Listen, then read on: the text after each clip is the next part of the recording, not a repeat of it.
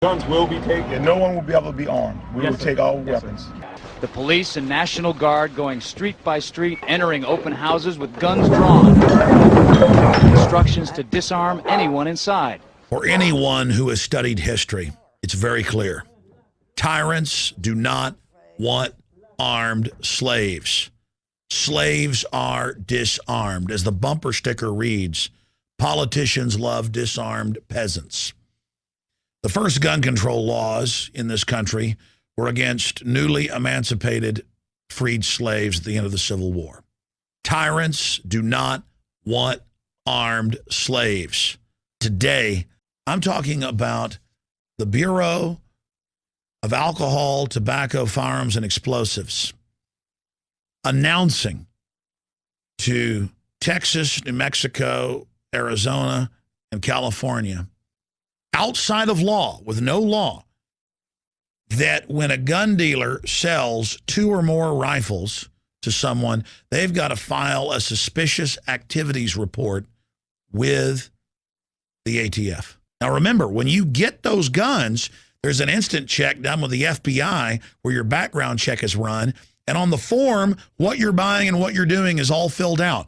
And that's under federal law. Albeit unconstitutional, it's still law. What the ATF announced months ago was, well, we're getting a law passed by Congress, and they introduced a bill, the Democrats did, where when you buy 2 or more rifles, you have to report it and fill out a suspicious activity report on the person to the ATF. Well, guess what happened? Congress didn't pass that law. And so Obama said, who needs Congress? And he sent letters on July 12th to every federal firearms licensee or seller in those 4 states and said, you will now report. You are ordered, you are commanded. And I have a copy of the letter given to me by a good friend who owns a gun shop here in Austin, Texas. They have no law authorizing this. And when my friend, who's a gun dealer, called the ATF and talked to Daniel Jones, the head of the ATF here in Austin, he called him 2 weeks before this letter came out because it was in the news that the ATF was already ordering gun shops to do this without law. And he said, do I have to do this, to Daniel Jones? And Daniel said, no, the bill has failed in Congress, and obviously we can't enforce something if it's not the law, so don't worry about it. Well, a few weeks later, he got this letter telling him that the ATF was ordering him in America, outside of law, to do this. That is the essence of tyranny. And then I began to remember that Obama had told the Brady campaign and others, it'd been in the Washington Post, World Net Daily, months before, don't worry, I can't get the votes in Congress to restrict guns. I'm going to use the executive branch and the bureaucracy by stealth, or, quote, under the radar. This is illegal, but they're setting a precedent where the ATF, outside of law, basically turns them into confidential informants against law-abiding citizens. I have confirmed through 2 Texas gun dealers and through someone in my office that when you buy 2 rifles, and by the way, it's in this letter, or 2 handguns, revolver or pistol, that you get an ATF or FBI visit to your house and they demand to come in your home and see your guns without a warrant. It's a chilling effect. It's intimidation, just like in Nazi Germany. And I got another document that the FBI has issued to gun dealers implying that people buying guns who talk about stopping power, and if they ask what's a good gun to stop a criminal, that you're to call the FBI on them. Remember New Orleans, with the police chief under federal orders saying all the guns will be taken, no one will be allowed to be armed. Remember the Army, regular Army and National Guard being sent into wealthy, high and dry areas and going in and blowing open their gun safes and taking their guns and arresting the legal, lawful gun owners. The system does not want armed citizens. They want to set a precedent. And as our country goes into designed banker depression, as we implode, they are coming after our guns. This is how the war against the British Empire started in 1776 at Lexington and Concord. The system is having the police and military start a fight where they know gun-owning constitutionalists are not going to go along with it. They are going to start responding as things degenerate, and they're going to be called terrorists. The system, the social engineers, are sending the ATF and the feds on a collision course with law-abiding, patriotic Americans so they can kick off a civil war in America. In closing, I want to give you the good news. It was ATF agents that had some good left in them, like Darth Vader, that blew the whistle when 3 Border Patrol agents and 5 police officers were killed in the last year by guns that the government shipped into Mexico. And then the Attorney General, Eric Holder, lied and said that he didn't. He's been caught perjuring himself. The head of the ATF has exposed that. We now learn that the FBI and DEA are involved in Fast and Furious. And even when they were caught, they still use it to restrict the Second Amendment outside of law because they are criminals. And it's time for good police officers, ATF, FBI, DEA, and others to say, no, I'm not shipping guns to Mexico or Honduras or to Miami to drug gangs to cause a crime wave so you can disarm law-abiding citizens. Hold this criminal agency and their boss, the Attorney General of the United States, accountable because they've been caught on record. And ATF agents have testified that they talked to the White House and they were under Justice Department orders. Of course they were. This is the covert undermining of the Second Amendment and a staged terror attack with these guns to blame law-abiding citizens as this country goes into a depression and we need these guns to protect ourselves. The dirtbag control freaks at the Brady Center and the Violence Policy Center and the rest of them know what they're doing.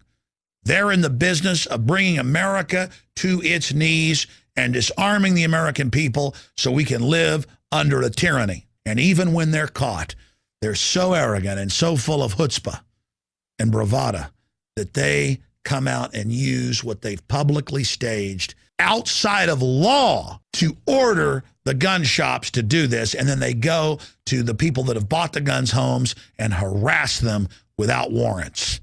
This is the fall of the republic if we don't stand up against it. The plan to disarm civilians has been part of the earliest plans to disarm nation-states. The motive is simple. If no nation is allowed the military power to challenge UN authority, then no private citizen or group should be able to resist that authority either. Mr. Chairman, small arms and light weapons are truly weapons of mass destruction. The United Nations conspiring with the majority of its members to do what they've already done to their own citizens. Deny you your firearm freedom. In New York, right here in our own shores, we've got a Trojan horse. They want to set U.S. firearms policy. They want to take the decision away from the U.S. electorate and undermine our Constitution. That's really their ultimate agenda, to bring the United States down from the pinnacle of freedom to simply being another one of these socialist states where the government controls everything. And just who are these gun grabbers? Countries like Japan. We strictly punish and control the possession and the use of small arms by civilians. Britain and Australia. Firearm owners in Australia must also demonstrate a genuine reason for ownership. The Netherlands. It's my firm conviction that the illicit trade cannot be tackled without involving the legal arms trade. And Canada, led by its former Minister of Justice, Alan Rock. Registration is the cornerstone of the entire strategy. Alan Rock is now Canada's voice at the United Nations. His anti-gun agenda is now front and center at the world stage. That's scary. Scary because the United Nations continues to get away with what it does best. It's a stealth operation. Secretly scheming behind closed doors to outlaw your guns. We must not wait until 2006. Accountable to no one. People don't get elected to the UN. And that's the really scary thing. How the hell do you get rid of a UN bureaucrat? These are the biggest human rights violators in the world, and they're trying to tell people in the United States that we shouldn't have certain civil liberties. But the UN is not pushing its agenda alone. There's a propaganda machine working every day, targeting the NRA and gun ownership as evil. It's called IANSA, the International Action Network on Small Arms. This is not about military small arms. This is not about rocket launchers. What they're really after is my Winchester hunting rifle. Just log on to IANSA's website, and you'll see it's made up of more than 500 anti-gun NGOs, or non-governmental organizations. They are absolutely awesome in terms of the power they have. Power and a plot that is being engineered right here in London, in that building behind me where IANSA is headquartered. Imagine, nearly 230 years after the American Revolution, there are still forces at work here on British soil, determined to trample on your freedoms. These people believe that ultimately they know how to live your life a heck of a lot better than you do. Hi, I'm Rebecca Peters. But the plot gets even thicker. The woman who heads up IANSA, Rebecca Peters, led the gun ban movement in Australia. It's time for tough gun laws. Gun owners forced to surrender their firearms to the saw blade, scrap heap, and blast furnace. Now, Rebecca Peters is determined to do the same to American gun owners. We phoned Miss Peters here at her office and also emailed her requesting an interview, but she never called us back. Rebecca Peters is like a live hand grenade with a pin almost out. She is an extremely dangerous person. Dangerous not only because of what she's done, but because of who she knows. She is good at getting funding, and funding is the key. Working for gun hater and billionaire George Soros' Open Society Institute, Rebecca has secured a seemingly endless supply of money for the UN's global gun control agenda. The pro-gun forces are outnumbered, outspent, 20 to 30 to 1. It's huge. We have thus far contributed $1.87 million US. The amount of funding that they're receiving from governments around the world is absolutely staggering. Britain, one of the biggest. After doing some probing, we found out it gave a $2 million grant in 2001 to IANSA through Britain's Global Conflict Prevention Pool's Small Arms Strategy. With titles like that, you can see why the money trail is impossible to trace. I don't know if 10 bloodhounds searching this stuff out with 100 accountants can find it. In fact, you probably didn't know UNICEF is a partner in all of this. Think of the little kid who showed up at your door on Halloween with a UNICEF box. Would you say no? But it's also an instrument to take away your firearms.